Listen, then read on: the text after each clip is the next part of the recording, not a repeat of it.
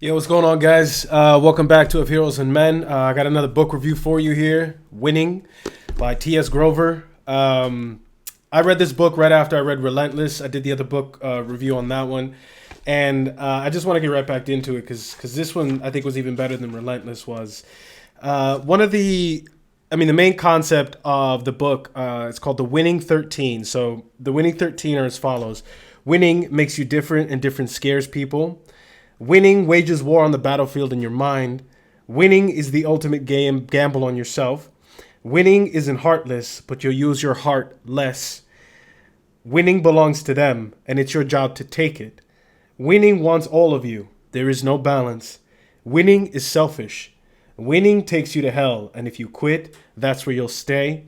Winning is a test with no correct answers. Winning knows all your secrets. Winning never lies. Winning is not a marathon. It's a sprint with no finish line. Winning is everything. And if you see on the book, he actually numbers everything number one. Because he says that when you tend to number things one through whatever successive order, people tend to believe that the number one is the most important one. But he says that all of those points are important. I love this guy's philosophy.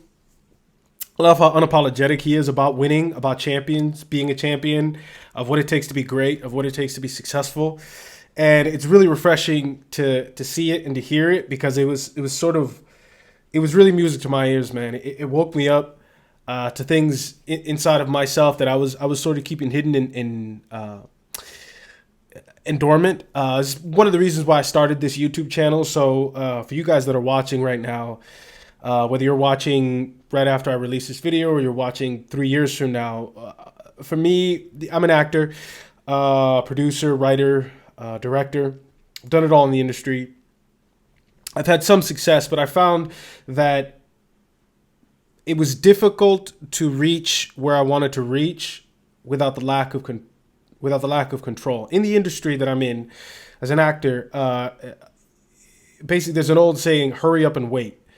You're sort of waiting for your manager, your agent to call you, or casting director to call you back. Sometimes you get put on hold for things. Sometimes you're sort of, you have to audition to get into drama school and all these other things. So a lot of it is just you go and you prepare and then you show your work and then you just got to kind of wait around. And it's really, it's a fun industry. It's a great industry, telling stories and being able to do that. But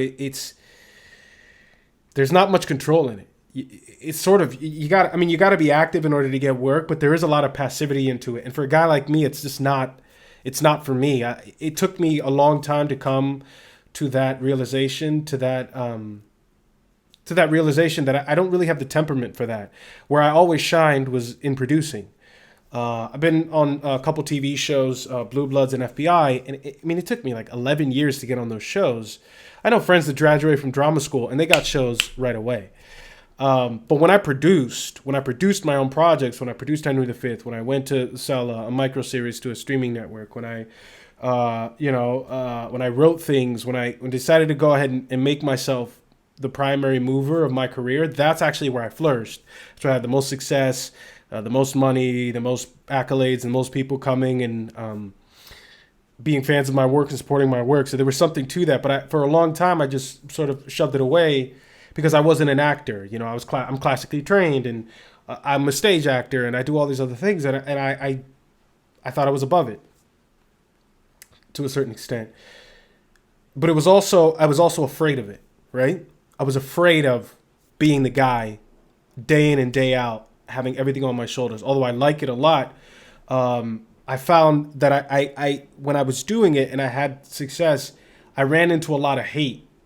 I ran into tons of hate, tons of shade, tons of criticism, and I didn't understand it. I'm like, I'm not selling children. Like, I'm not killing anybody. I'm not doing anything illegal. I don't understand. But I realized there were people in my circle or people that I had gone to school with, and they felt some kind of way about it. They were envious or jealous or whatever. Maybe they didn't like me. There was just like another excuse for them to hate on me. And so I hid it aside, and I'm like, oh no, like maybe I'm not going to do that because I was afraid of the criticism, and it's just being a pussy. Like it just.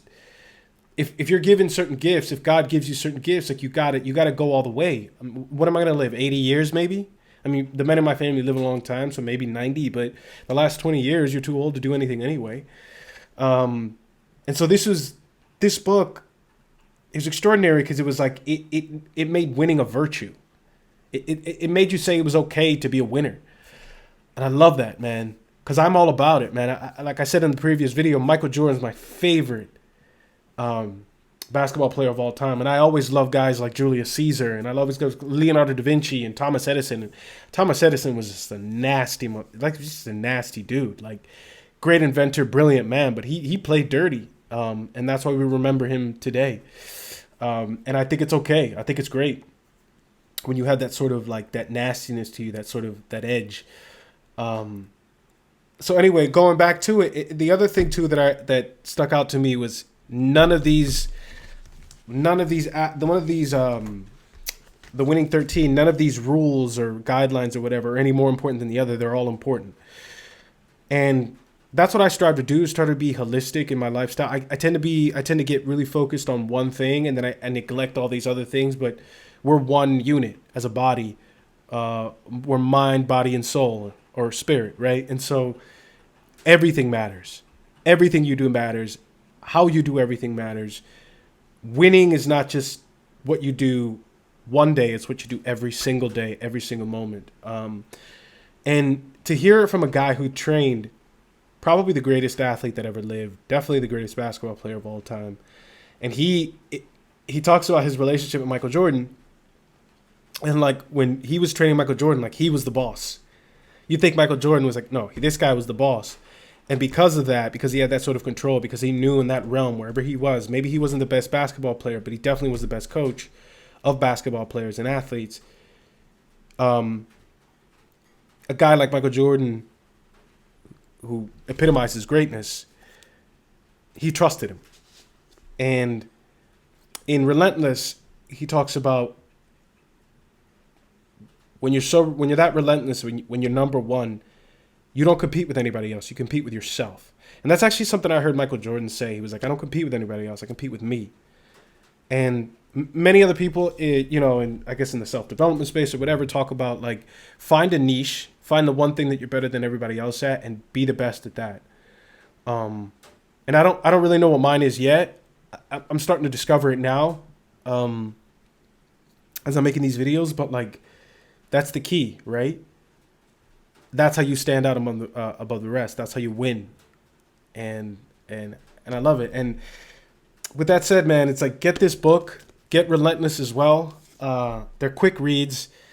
They're a couple hundred pages, but they're quick, man. I got through them really quickly. And it's really gonna, if you have any inkling of wanting to be exceptional, to be number one, to dominate, to kill the game, to be the best man you can possibly be in whatever realm that you choose to do it in, this is the book to get.